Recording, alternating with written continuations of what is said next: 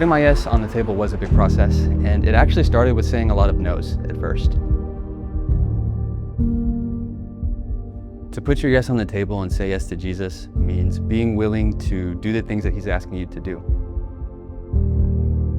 It doesn't look like all of a sudden being okay with leaving everything. It doesn't look like saying yes one day and hopping on a plane the next, but it looks like taking the next step that he's asking you to take.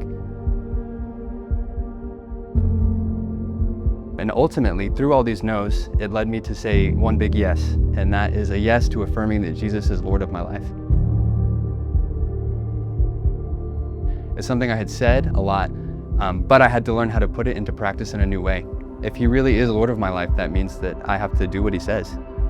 It's a gift that I can give him anything he asks for no reason other than he asked for it. But it means being willing to take that step in obedience, even when I don't understand, even when it's not what I would have chosen. It looks like being obedient to say, yes, God, I will do the next thing that you were asking me to do. To say a lot of little yeses that add up to one big yes, that add up to being sent. So I'm very excited to go because I want to live authentically among these people. I don't want to go so that they're missions projects or so I can check a box of being a good Christian. I want to go so that I can make deep friendships with people that have never heard the name of Jesus spoken as one who can save them, as one who can be the Lord of their life. But in this process of him inviting me into obedience, I learned that he's not making demands of me, that he's asking me to say yes to him, but he's not forcing me to. But from that, I learned the value of community. The value not only of community, but of asking for prayer and having people pray for me regularly and consistently, I think is one of the biggest things that I've done to be prepared.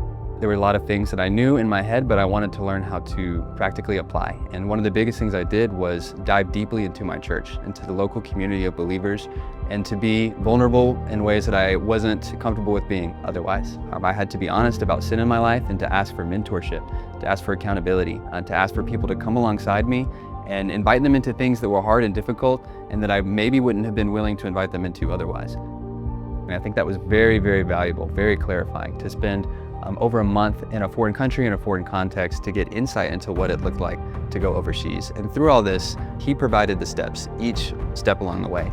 It didn't look like knowing exactly where I was going to go. It didn't look like knowing the best route to take as soon as I said yes, but it did look like saying yes to the things the Lord was putting in front of me piece by piece and trusting that he would provide according to his time.